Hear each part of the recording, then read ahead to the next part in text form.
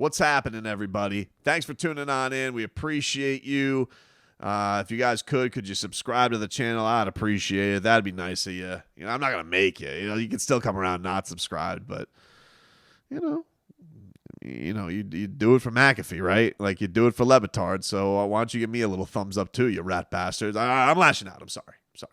But in seriousness, if you guys do like this content here, you like the Tobin and Leroy radio show / the show, because we're not just radio, we're all over the place. If you guys like that, youtube.com /the Miami. I'm not even gonna edit that out like I was smooth with it, because I wasn't. But one guy who is looking smooth with it, I gotta be honest with you, Kyle Lowry is looking fantastic in this offseason, and he crossed my two worlds together. Miami Heat, UFC this week, when he got to Las Vegas after his Nick Nurse golf tournament and was training at the UFC Performance Institute, which is fantastic. I want to see Kyle Lowry. Let's rumble in the octagon. Dude's got the compact body for it. I think that he'd be a hell of a middleweight. They could get him down to that. Be pretty fantastic if you ask me. So seeing Kyle Lowry, the work that he's put in, he has definitely taken that serious. He's not a guy, like you said, doesn't talk about it. He's just going to go about it and do his business. But you could definitely see that he is taking everything seriously, whether it's just Pat Riley's word or his professionalism that has made him the excellent player that he has been throughout his career. I've certainly had my doubts about going back the route of having Kyle Lowry at point guard. I don't want to be a phony about it, certainly, but he definitely looks like he is tuning himself up for a season that, I don't know if you want to call it revenge tour. That's kind of Victor Oladipo's thing, but I think it's maybe a little bit of a reminder tour from Kyle Lowry, and you see him working out with the sweatsuit. You see him doing all of this to get himself down to a really, really great playing weight. And yeah, listen, you also hope that maybe some of the time that he spent in Toronto this summer pretty recently, maybe that gets him in more of a comfort zone as he heads into his second year with the Miami Heat. Certainly Toronto is never a team to just try to scoff off, because they're always competitive, and they're always they always seem to find talent all over the place. They got a lot of the qualities that the Miami Heat do. They really, really do.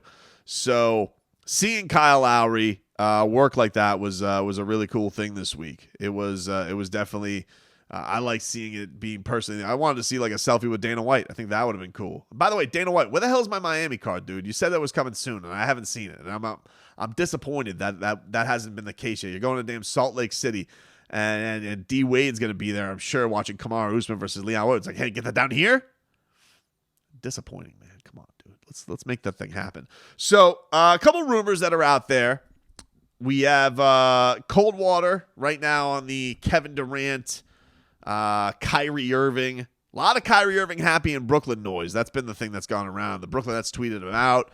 A lot of reports that Kyrie Irving is cool with going back to Brooklyn, doesn't want to leave Brooklyn, seems to like Brooklyn. And so I don't know where things stand with that, but it doesn't appear that's a leverage play right now. It does seem like they're going into this maybe one last dance style. I remember there was that report this week that Kevin Durant was going to meet with ownership. If Kyrie Irving is happy, maybe that's a smooth things over type of deal. So what would be the Heat's backup plan? Well, there's been some John Collins noise. You've had Jay Crowder this week was subtweeting, and he was liking himself in other jerseys. He's liked Miami Heat rumor reports in the past so far this summer, and those are certainly out there. People are looking for what that move is to solve things at the 4. But a couple of guys who wouldn't necessarily fill that void, but could be different moves in the roster that people would be into.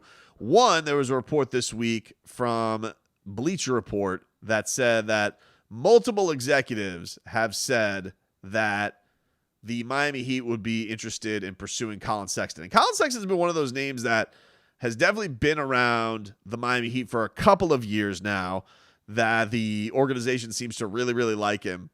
The thing that it just strikes me as an odd move, because I don't know. Colin Sexton is definitely a talented scorer, but has definitely been outshined by Darius Garland, and so that's kind of his team, with the unfortunate thing with his injury happening last year, and now they're offering him a meaningless, a not exuberant contract, and like I think it was like 3 years, $40 million, life-changing money for a lot of us.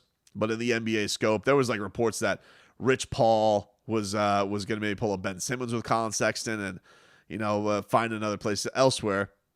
Obviously, an interesting thing with Rich Paul being the tie there to the Miami Heat, but I don't think things are like they used to be with that in regards to a certain player being represented by Rich Paul. I don't think it's as frosty as it used to be with all of that, but they certainly do talk about him a lot. Like, he does seem to be in these circles, and dealing with that injury last year, you wonder, like, how is he going to come back from that? Do you want to be a place that goes into Colin Sexton, who at this point is going to be 24 years old in January, so he's a year older than Tyler Hero, and he has averaged over 20 points in back-to-back seasons before the injury that hit him last year. He only played 11 games before getting hurt. So the guy can score. I mean, that's definitely a thing that known about him. He scores at a lot of levels. He's talented, bulldog, 6'1". I think it's a little bit odd to pursue the guy if you also have Kyle Lowry. But I mean, if there's a way that they look at it and they say they can get it at a, you look at a lot of the Donovan Mitchell type of things, and do you think that Colin Sexton can provide that and also be at a much cheaper rate as far as the trade would be concerned? The other thing is, I mean, if you're bringing in another young guy like that, what is that guy going to be like in the playoffs? How is he going to handle all of that? He wasn't there for what Cleveland was going through last year in this little resurgence, so maybe that gives you some worry there as well. But I mean, he is dynamic. That is certainly the thing. He's the report was from Jake Fisher. Says, I had kept hearing that Pat Riley likes Sexton from one person who I trust who knows things, and there's been a few of these where it's just been like, man, all right, Pat Riley and Colin Sexton doesn't seem to be going away anytime soon. So that one I am not going to dismiss, because it just seems like it keeps coming up there and not going away. I don't really know how it fits to this team. I'm curious to see, like, is this a situation where they're just going to deal? I wouldn't deal Tyler Hero for Colin Sexton.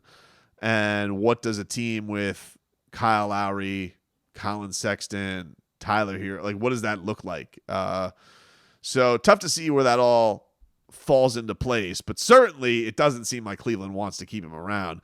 The other move that is out there right now, this one I hate.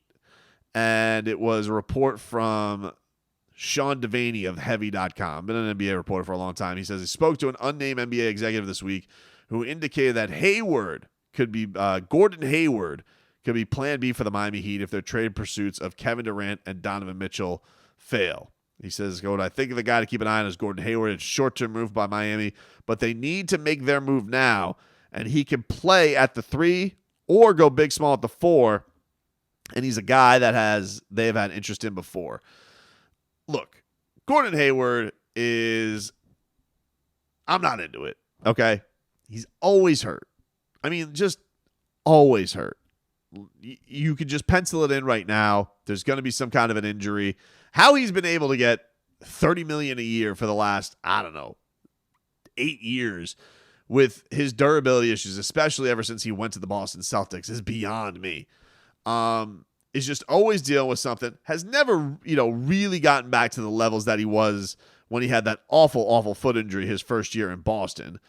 And it's just, he just seems to be one of these guys that I'd have a hard time believing the Heat would go back to the well to, because, you're talking about 1 year over the last 1 year where he's played over 52 games.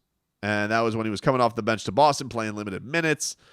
You put that workload on him, it just feels like he's going to fall apart at one point. The other thing is he's already said no to the Heat once. Like, to go back to the well to a guy like this, who's going to be 32 this year, making $30 million this year, $30 million next year, a little bit over that. And,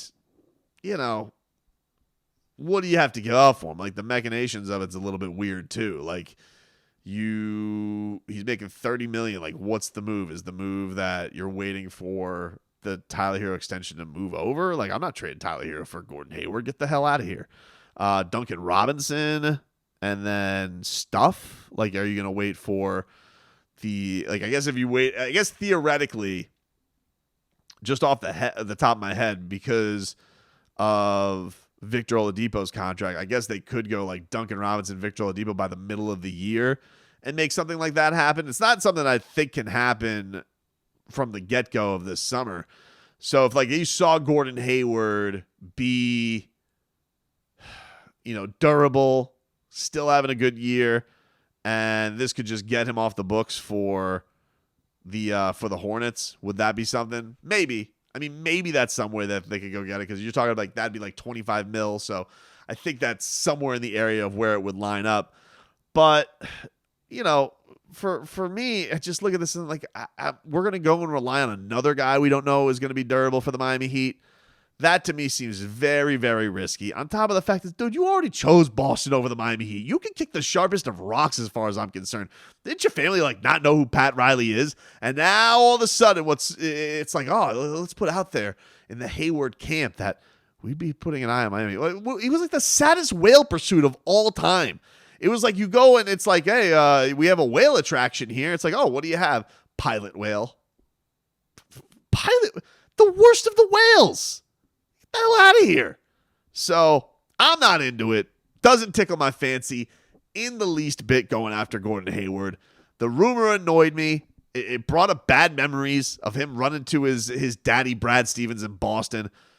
His sad gender reveal party where he was like, oh, daddy's always happy. Shut up.